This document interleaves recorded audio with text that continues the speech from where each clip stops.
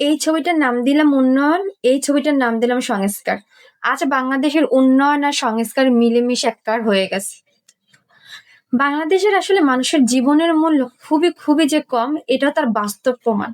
না ডিগ্রেড, না সরি, না কোনো রকমের মানে ফর্মালিটি, যা সরাসরি বলে দেওয়া গেল যে 5 লাখ টাকা ক্ষতিপূরণ দেওয়া হবে, আর যদি ফ্যামিলিতে চাকরিযোগ্য কেউ থাকে তাহলে তাকে চাকরি দেওয়া হবে।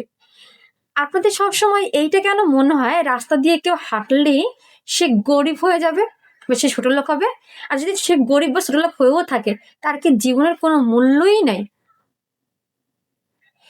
সব থেকে মজার ব্যাপার হলো এইটা, যে আমাদের একটা যে বিশেষ ক্ষমতার যে জায়গাটা আছে, ওই জায়গায় মানুষ কিভাবে যেন বসলেই যতই শিক্ষিত হোক, যতই গুণী হোক, যতই মেধাবী হোক না কেন, সাথে সাথে ইনস্ট্যান্ট তারা বিবেকহীন, বুদ্ধিহীন, অশিক্ষিত হয়ে যায়।